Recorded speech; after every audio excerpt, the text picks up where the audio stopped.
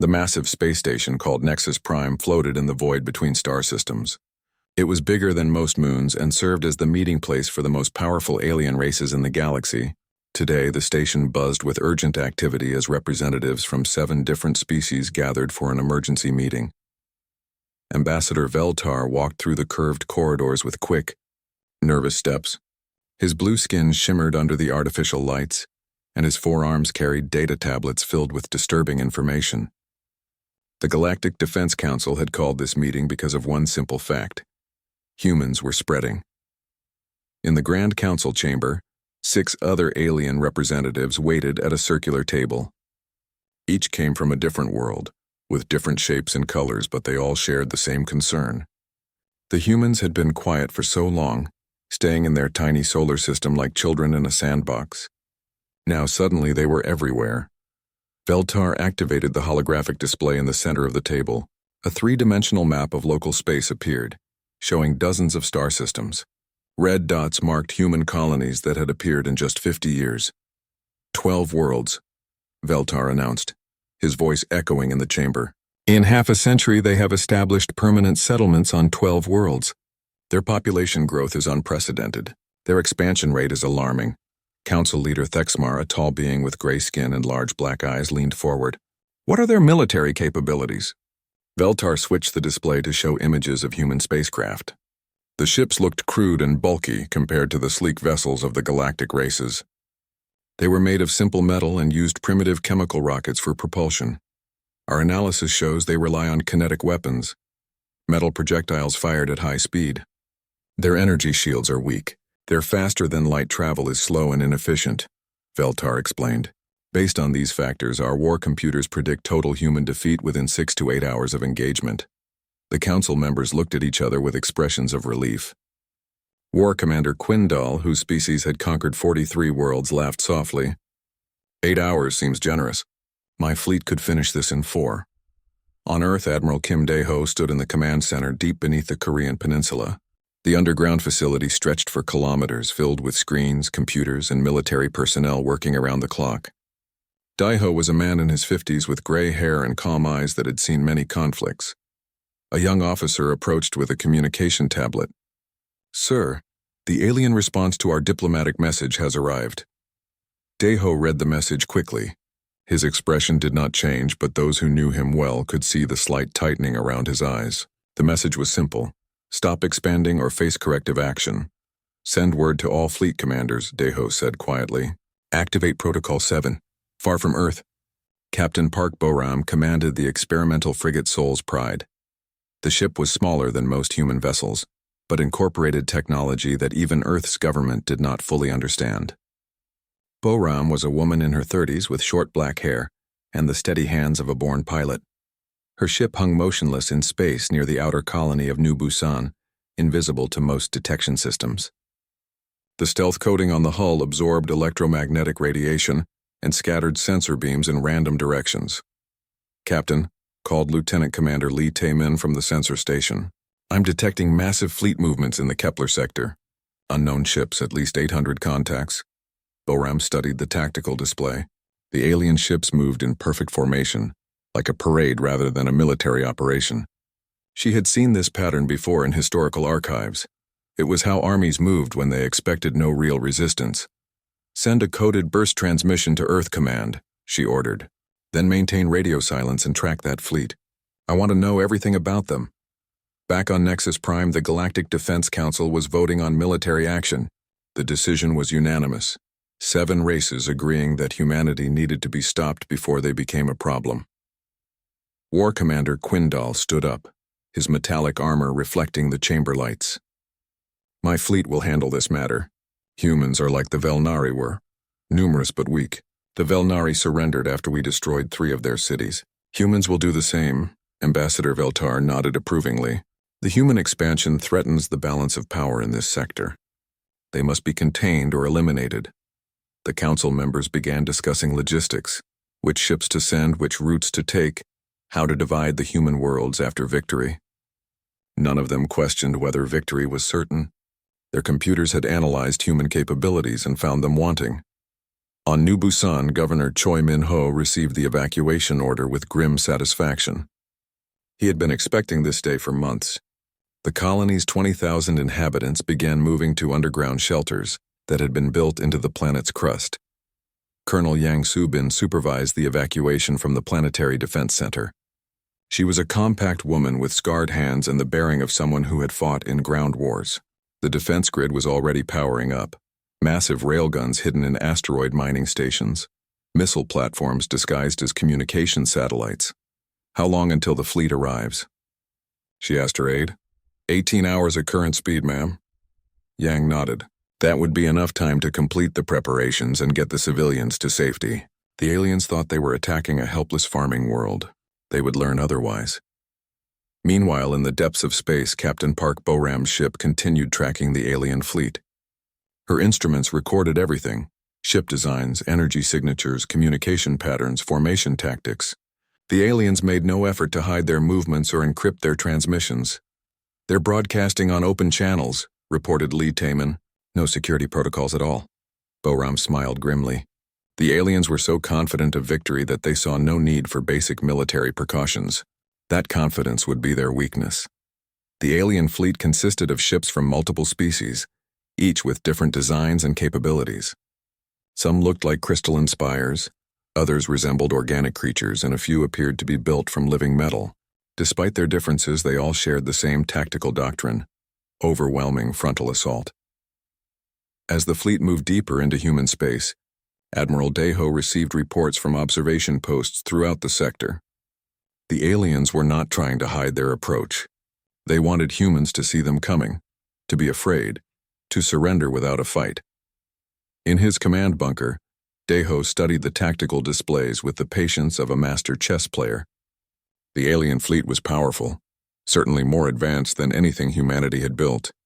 But warfare was not just about having the best weapons, it was about using them wisely. He activated his communication system and sent coded messages to fleet commanders throughout human space. The messages were brief but clear. The trap was ready, and the prey was walking into it willingly. The Galactic Defense Council watched the fleet's progress with satisfaction. Soon the human problem would be solved, and the galaxy could return to its orderly existence. They had no idea that they had just made the worst mistake in their species' histories. War Commander Quindal stood on the bridge of his flagship, the Eternal Dominion, watching the tactical displays with satisfaction. 847 ships from 7 different alien races formed his battle fleet. Never before had the galaxy seen such a massive force assembled for a single campaign. The ships spread across space in a formation that had brought victory to dozens of worlds. At the front flew the heavy cruisers with their plasma cannons and energy shields. Behind them came the destroyers with their missile systems and beam weapons. The massive dreadnoughts held the center, their weapons capable of cracking planets. Quindal's species, the Zethkari, had perfected this battle doctrine over 3,000 years of warfare. First, they would destroy any defensive installations with long-range bombardment. Then they would land troops to secure key locations. Finally, they would demand surrender from the surviving population. It had never failed. Status report, Quindal commanded, his voice carrying the authority of someone who had conquered 17 worlds. All ships report ready for combat, replied his tactical officer. Energy shields at full power. Weapon systems charged. Estimated time to human space, 16 hours. The war commander nodded. His intelligence reports showed that humans had scattered settlements on 12 worlds with minimal defenses. Their largest fleet had maybe 200 ships, all of them primitive by galactic standards. The campaign would be over before the enemy could mount any meaningful resistance. On the colony world of New Busan, the evacuation continued under Colonel Yang Soo-bin's watchful eye. Hover trucks carried families and equipment into the underground shelters that stretched deep into the planet's crust. The colonists moved quickly but without panic. They had drilled for this day many times. Last transport is loading now, reported Major Kim Jun-ho, Yang's second-in-command. All civilians will be secure within 2 hours. Yang studied the defensive grid on her tactical display. What looked like simple mining equipment to orbital sensors was actually a network of kinetic bombardment systems. Railguns hidden in asteroid processing stations. Missile launchers disguised as atmospheric processors. The colonists had learned to hide their true capabilities behind the appearance of peaceful farming. "What about the orbital platforms?" Yang asked. "All systems green. The aliens won't see them until it's too late." Above the planet's atmosphere, 3 space stations maintained regular orbits. They appeared to be communication relays and weather monitoring systems.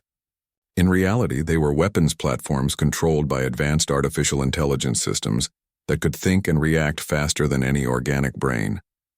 Meanwhile, Captain Park Boram's stealth ship continued shadowing the alien fleet from a distance of 50,000 kilometers. Her sensors recorded every detail of the enemy formation, shield frequencies, engine signatures, communication protocols, weapon systems. "Their security is terrible," observed Lieutenant Commander Lee Tae-min. "They're not even rotating their sensor sweeps. A cadet could sneak up on them."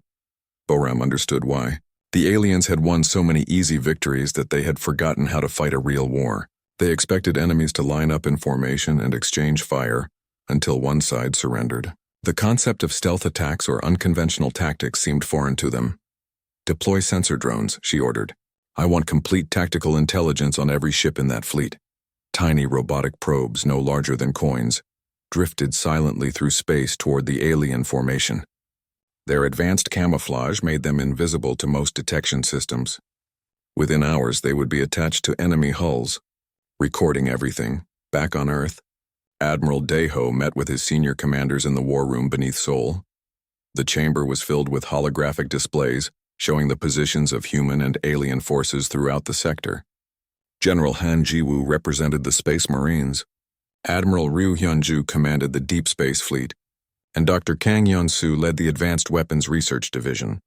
"Intelligence reports confirm 847 enemy vessels," Daeho began. "Mixed fleet composition from multiple species. Estimated arrival in human space in 14 hours. General Han leaned forward, studying the tactical data. "Their formation is designed for overwhelming frontal assault. Classic hammer and anvil tactics, in which worked well against species that fight the same way," added Admiral Ryu. "But humans learned long ago that the best way to win a war is to avoid fighting it the way your enemy expects." Dr. Kang activated her own display, showing technical specifications of alien weapons and shields. Their energy systems are impressive but predictable. Plasma-based weapons, coherent particle beams, standard deflector shields. Very advanced, but they follow known physics principles. Daeho nodded. Humanity had been preparing for this confrontation for decades. Every human colony had been built with hidden defenses. Every civilian transport could be converted to carry weapons. Every communication satellite contained offensive capabilities that enemies would never suspect. "Status of the Prometheus network?" he asked. "All nodes active and synchronized," Dr. Kang replied. 2,000 orbital platforms, 400 deep space installations, and 50 mobile command ships. The aliens won't see them until activation. The Prometheus network was humanity's greatest secret, a web of automated weapon systems that could coordinate attacks across multiple star systems simultaneously. Each node was controlled by quantum-linked artificial intelligence that could process tactical information and adjust strategies in microseconds. Aboard the Eternal Dominion, War Commander Quindal received reports from his scouts. They had detected human settlements on the target worlds, but no significant military presence. A few orbital installations, some small patrol ships, and what appeared to be mining operations. "Pathetic," he muttered. "These humans have no concept of proper defense. Their settlements are scattered and unprotected." His intelligence officer, a being with 6 arms and compound eyes, consulted his data screens. "War Commander, our computers indicate human resistance will collapse within 4 to 6 hours of engagement. Their technology is centuries behind ours." Quindal felt a moment of disappointment. He had hoped for at least a challenging fight, something to test his fleet's capabilities. Instead, he was facing what appeared to be defenseless farmers and miners. The alien fleet continued its approach, broadcasting intimidating messages on all frequencies. They wanted the humans to see them coming, to understand the futility of resistance, to surrender without forcing a battle. It was a psychological tactic that had worked on every previous campaign. What they didn't realize was that their broadcasts were being monitored by Captain Park Boram's intelligence ship and dozens of hidden listening posts throughout human space. Every transmission was analyzed, decoded, and used to build a complete picture of alien capabilities and intentions. On New Busan, the last civilian transport disappeared into the underground shelters. Colonel Yang Subin sealed the blast doors and activated the planetary defense grid. Across the surface, mining equipment transformed into weapon systems. Asteroid processing stations revealed their true nature as kinetic bombardment platforms.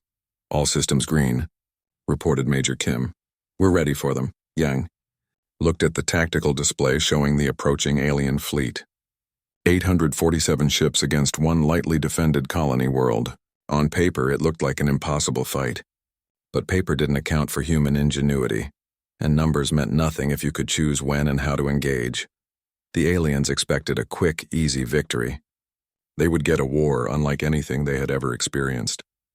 The prey they thought they were hunting had spent 50 years preparing to become the hunters. In space, Captain Park Bo-ram's sensor drones reached the alien fleet and attached themselves to dozens of enemy hulls. Within minutes, they began transmitting detailed information about ship designs, weapon systems, crew numbers, and tactical protocols. Data stream is coming in now, Lee Taeman reported. Complete specifications on their lead ships. Shield frequencies, weapon ranges, engine performance, everything we need. Bo-ram smiled coldly. The aliens thought they were the hunters approaching helpless prey. They had no idea that they were walking into the most carefully prepared trap in galactic history. Soon they would learn that humanity had not survived wars, plagues, and natural disasters by being weak. They had survived by being the most dangerous predators their world had ever produced. The alien fleet dropped out of faster-than-light travel at the edge of human space, with the precision of a military parade. War Commander Quindal watched with satisfaction as 847 ships formed perfect battle lines stretching across thousands of kilometers. The sight had struck terror into the hearts of dozens of species. Today, it would break the will of humanity.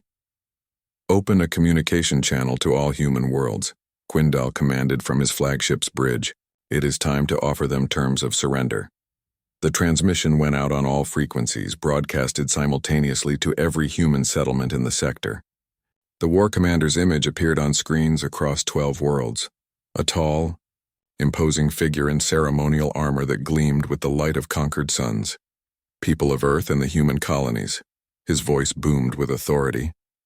I am War Commander Quindal of the Galactic Defense Council. Your species has violated galactic law by expanding beyond your designated territory. You have 1 hour to surrender unconditionally and submit to galactic authority. Refuse, and your worlds will be reduced to ash. On Nexus Prime, the members of the Galactic Defense Council watched the fleet's arrival through quantum-linked monitors. Ambassador Veltar leaned back in his chair with visible relief. The human problem would be solved within hours, and the galaxy could return to its orderly existence. Magnificent, commented Council Leader Thexmar. Look at that formation. No species has ever withstood such a display of force. The other council members nodded in agreement. They had studied human military history through intercepted transmissions and found it primitive and chaotic. Humans fought with crude weapons and simple tactics. They seemed to prefer close combat and individual heroics over proper strategic planning. What the council had missed was the deeper pattern in human warfare. Yes, humans fought with primitive weapons, when that was all they had. Yes, they engaged in close combat when it served their purpose. But underlying every human conflict was a ruthless pragmatism that alien minds had failed to recognize.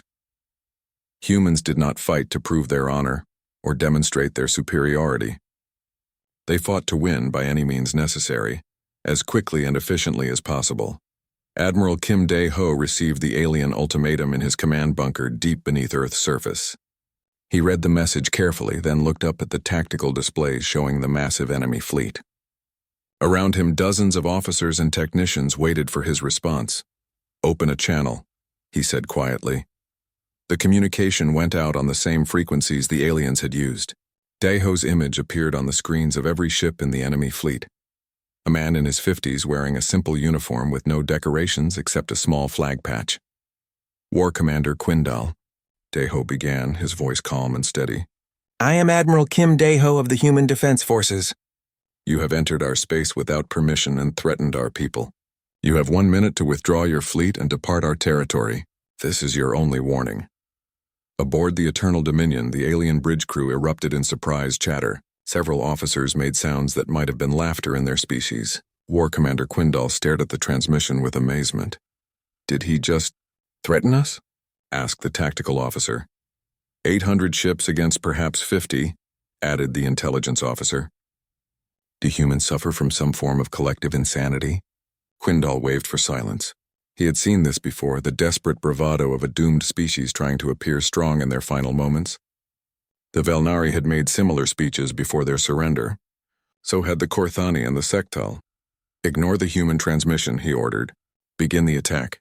Target their orbital installations first, then their population centers. Make it quick and clean. The alien fleet began moving forward in battle formation, their weapons powered up with the distinctive hum of charging plasma conduits. Energy shields shimmered around each ship like protective bubbles. It was a sight that had brought swift surrender from every enemy they had faced. Captain Park Bo-Ram watched the alien advance from her hidden position 50,000 kilometers away. Her stealth ship Soul's Pride remained completely invisible to enemy sensors, a ghost observing the approaching storm. They're moving into attack formation, reported Lieutenant Commander Lee Taman. Standard galactic battle doctrine. Heavy units forward, support ships behind. Time to target? Bo-Ram asked. 17 minutes to effective weapons range of New Busan. Bo-Ram nodded and activated her secure communication system. Around human space, similar messages went out from dozens of hidden observation posts. The alien fleet was exactly where human strategists had predicted it would be, moving exactly as their tactical analysis had suggested. The aliens had studied human technology and found it primitive. They had analyzed human military history and dismissed it as chaotic. But they had made one critical error. They had not studied human nature. Humans were the product of a world that had tried to kill them for millions of years. Ice ages, volcanic eruptions, plagues, predators, and countless other threats had shaped their evolution. Those who survived were not necessarily the strongest or the smartest, but the most adaptable and the most ruthless on New Busan. Colonel Yang Subin watched the enemy fleet approach on her tactical screens. The aliens moved in perfect formation, their ships gleaming with advanced technology and bristling with weapons. It was an impressive sight, designed to intimidate and overwhelm. Beautiful, she said quietly. Major Kim Jun-ho looked at her with surprise. Ma'am? Look at them. Perfect formation, perfect spacing, perfect predictability. They're flying like they're on parade instead of going into combat. Yang had studied the tactical recordings from Captain Park's sensor drones. The alien fleet followed standard galactic battle doctrine exactly. Textbook maneuvers that prioritized intimidation over tactical flexibility. Human military doctrine was different. It had been shaped by thousands of years of warfare against enemies who wanted to exterminate them completely. Humans had learned that there were no rules in a fight for survival, no honor in defeat, no glory in following doctrine when improvisation might save lives. The alien fleet reached the outer edge of the New Busan system and began deploying into assault formation. Their sensors detected the expected human defenses, a few orbital platforms, some patrol ships, and what appeared to be mining installations on several asteroids. Minimal resistance detected, reported the alien tactical officer. Estimate complete victory in 4 hours. War Commander Quindal nodded with satisfaction. Commence bombardment of military targets. Leave the population centers intact until they surrender. The first alien shots rang out across space, brilliant beams of coherent energy that could vaporize metal and turn stone to glass. They targeted the visible human installations with precise accuracy, expecting to see the familiar sight of defensive positions exploding in balls of superheated plasma. Instead, the energy beams struck shimmering barriers that absorbed and redirected the attacks harmlessly into space. The human orbital platforms remained intact, their defensive shields adapting in real time to counter the alien weapons. What? Quindal stared at his tactical displays in confusion. How are their shields so strong? His weapons officer checked and rechecked his instruments. Energy absorption rate is impossible, War Commander. Their defensive systems are adapting to our weapons frequencies faster than our computers can adjust. For the first time since the campaign began, Quindal felt a touch of uncertainty. Human technology was supposed to be centuries behind galactic standards. These adaptive shields represented theoretical concepts that even the most advanced alien, species had not perfected, Admiral. Deho watched the first exchange of fire from his command center with calm satisfaction. The alien weapons were impressive but predictable. Exactly what his scientists had expected based on intercepted communications and sensor readings. Prometheus. Network reports full readiness, announced Dr. Kang Yeon-soo. All nodes synchronized and standing by. Fleet positions? Deho asked. All units in position and awaiting orders, replied Admiral Ryu Hyunju. Deho looked at the tactical display showing the alien fleet now fully committed to their attack on New Busan. They had taken the bait completely, focusing all their attention on what they believed was humanity's primary defensive position. Execute Omega Protocol, he said quietly. The message went out instantly to every human military unit in the sector. After decades of preparation and years of careful planning, the trap was finally ready to spring. The aliens thought they were fighting a primitive species armed with crude weapons and simple tactics. They were about to discover that humanity's greatest weapon had never been technology. It was the ability to learn from every mistake, adapt to every threat, and turn every disadvantage into a deadly surprise. The alien fleet advanced in perfect formation toward New Busan, their ships arranged in the classic galactic battle array that had brought victory to countless worlds. 847 vessels moved as one organism, their weapons charged and energy shields at maximum power. War Commander Quindell stood on his bridge with growing confidence. Despite the unexpected shield technology, human resistance was minimal. A few orbital platforms, some patrol ships, and scattered mining installations. Nothing that could threaten a fleet of this magnitude. Deploy into final assault formation, he commanded. Prepare for planetary bombardment. The massive alien ships spread across space in a wide arc, surrounding the human colony world like predators circling wounded prey. Their formation was textbook. Perfect, designed to overwhelm defensive positions through coordinated fire from multiple angles. It was exactly what Admiral Kim Dae-ho had been waiting for. In her command center on New Busan, Colonel Yang Soo-bin watched the alien deployment with grim satisfaction. The enemy had positioned themselves precisely where human war computers had predicted they would be. Every ship was now within optimal range of hidden weapon systems that had been carefully positioned over years of preparation. All units report ready, announced Major Kim Jun-ho. Execute Phase 1, Yang ordered quietly. Across the New Busan system, what the aliens had dismissed as mining equipment suddenly revealed its true nature. Asteroid processing facilities split open like flowers blooming in fast motion, unveiling massive kinetic bombardment systems. The railguns had been hidden for months, disguised as ore refineries and equipment storage. Captain Park Bo-ram's stealth, ship Seoul's Pride drifted unseen through space 50 kilometers from the alien fleet's rear formation. For 3 days, her ship and dozens of others like it had been seeding the area with quantum mines. Weapons so small and stealthy that they appeared to be space debris on most sensors. Detonation sequence ready, reported Lieutenant Commander Lee Tae-min. All mines positioned and armed. Bo-ram watched the alien fleet through her tactical display. The enemy ships maintained perfect spacing and formation. Their commanders focused entirely on the target ahead of them. None of them had noticed the invisible death that surrounded them.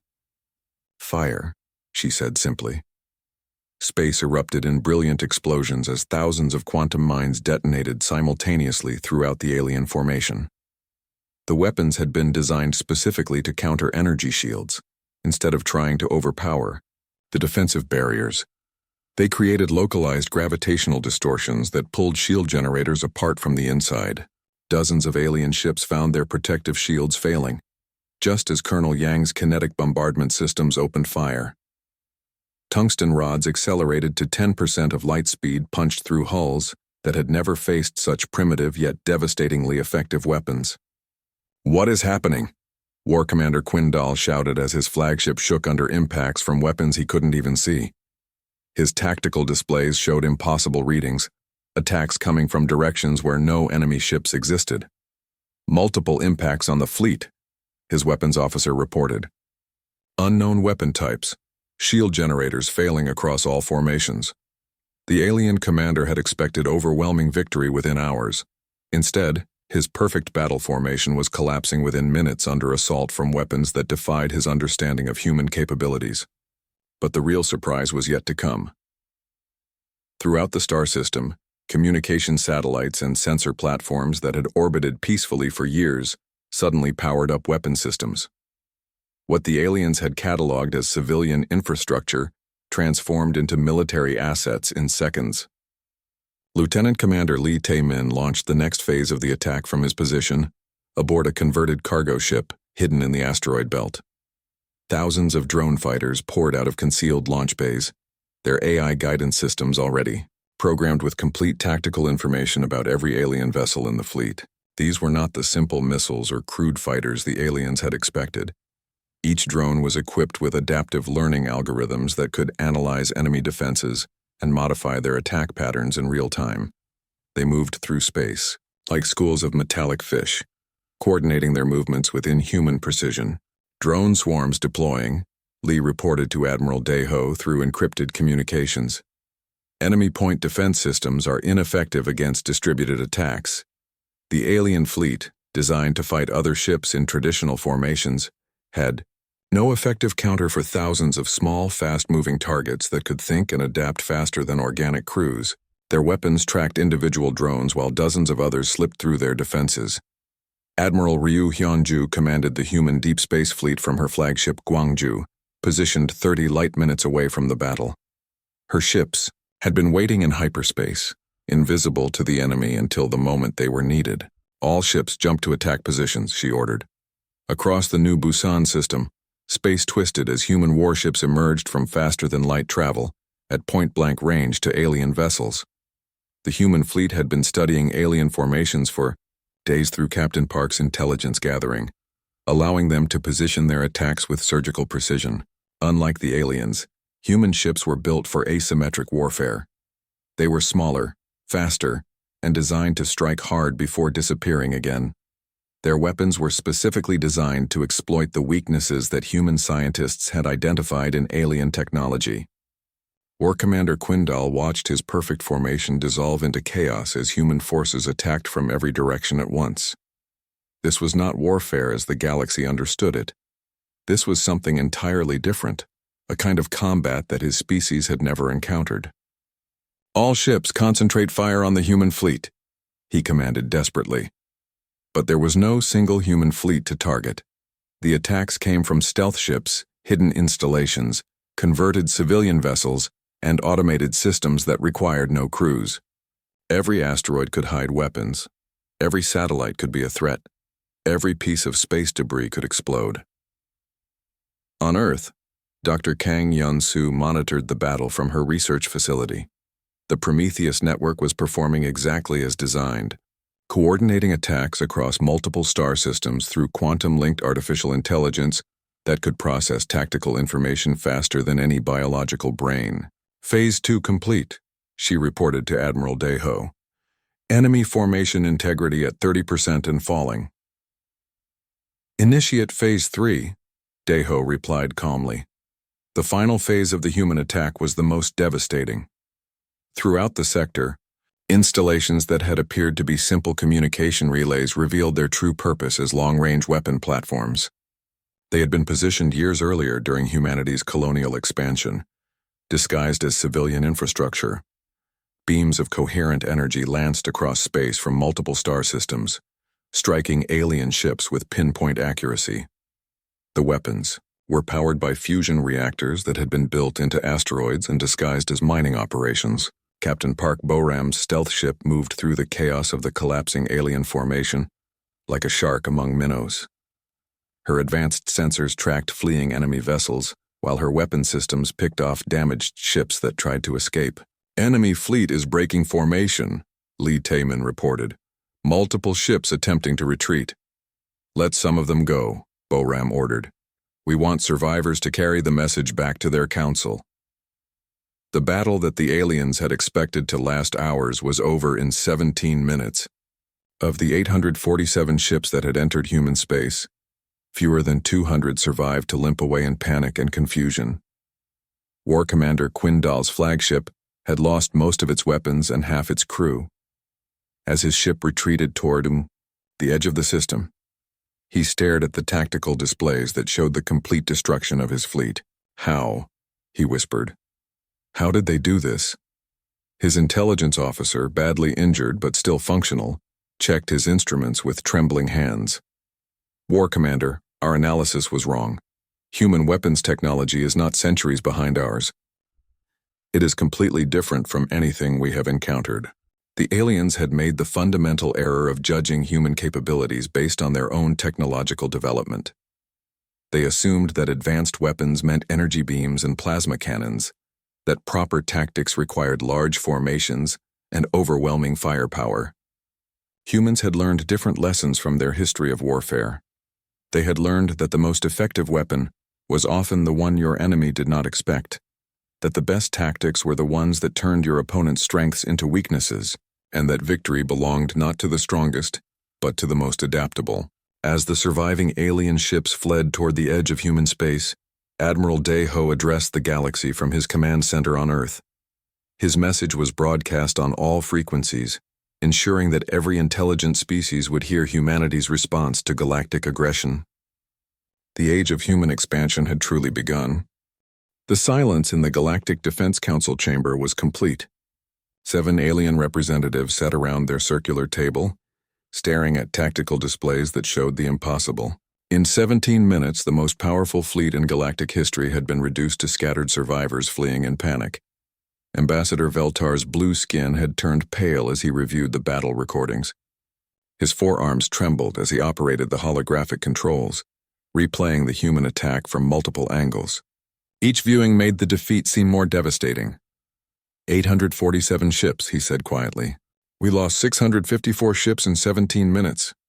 Council Leader Thexmar leaned forward, his large black eyes reflecting the glow of the tactical displays. Show me the human fleet composition again. The display shifted to show estimates of human forces engaged in the battle. The numbers were shocking not because they were large, but because they were so small, perhaps 100 actual warships, supported by converted civilian vessels, automated platforms, and weapons hidden throughout the system. They used our own tactics against us, War Commander Quindal said from his hospital bed on Nexus Prime. His ship had barely survived the retreat from human space, and his body bore the scars of systems failures and hull breaches. We expected frontal assault. Instead, they attacked from every direction with weapons we had never seen. The other council members exchanged worried glances. For 3,000 years, galactic warfare had followed established patterns. Fleets met in space, exchanged fire until one side surrendered, and the victor claimed the territory. It was civilized, predictable, and safe for the winners. Humans had changed the rules completely. Their stealth technology is decades ahead of our intelligence estimates, added Fleet Admiral Morgan of the Crystalline Hegemony. Our sensors could not detect their ships even when they were firing weapons. Their weapons themselves are primitive but effective, observed War Commander Quindal. Kinetic projectiles, explosive devices, directed energy systems based on simple physics. But they use them in ways we never anticipated. Dr. Kang Yon-Su stood in her laboratory on Earth, studying pieces of alien technology recovered from the battlefield. The materials were impressive. Metal alloys stronger than anything humans had developed, energy systems more efficient than fusion reactors, computer systems that processed information at quantum speeds. Initial analysis is complete, she reported to Admiral Day-Ho through secure communications. Their technology is indeed superior to ours in most areas, but their tactical software is completely predictable. Day-Ho nodded as he reviewed her findings. They built their weapons to fight other galactic species using galactic tactics. They never considered facing an enemy that would ignore those conventions entirely. We can reverse engineer most of their systems within 2 years, Dr. Kang continued. Combined with our tactical advantages, we could field a fleet that matches or exceeds galactic standards. But Admiral Day-Ho had already decided that matching galactic standards was not enough. Humans needed to establish their own rules for warfare, their own approach to conflict that would make future aggression against human worlds unthinkable. Captain Park Boram's stealth ship patrolled the edge of human space, watching for any signs of returning alien forces. Her sensors had been upgraded with technology salvaged from enemy vessels, making her already invisible ship completely undetectable by galactic standards. No enemy activity detected, reported Lieutenant Commander Lee Taemin. The surviving alien ships have withdrawn beyond sensor range. Maintain patrol patterns, Boram ordered. Deploy long-range sensor drones to monitor all approach routes. If they return, I want to know about it weeks before they arrive. Behind them, human construction crews worked around the clock to build the first deep space military installations outside the solar system. These would not be the hidden weapons that had surprised the alien fleet, but obvious, intimidating fortresses that would serve as a clear warning to future intruders. Humanity was no longer hiding its military capabilities. On New Busan, Colonel Yang Subin supervised the cleanup operations, while civilian families returned from their underground shelters. The battle had lasted only minutes, but the preparations and aftermath would take months to resolve. Damage assessment? She asked Major Kim Junho. Minimal. 3 orbital platforms damaged, 2 mining stations need repairs. No civilian casualties. Yang nodded with satisfaction. The alien attack had been designed to terrorize human populations into surrender. Instead, it had demonstrated that humanity could defend itself against any threat the galaxy could produce. Begin Phase 2 construction, she ordered. Double the number of defensive installations and upgrade all weapon systems with captured alien technology. Admiral Kim Dae-ho activated the galaxy-wide communication system from his command center on Earth.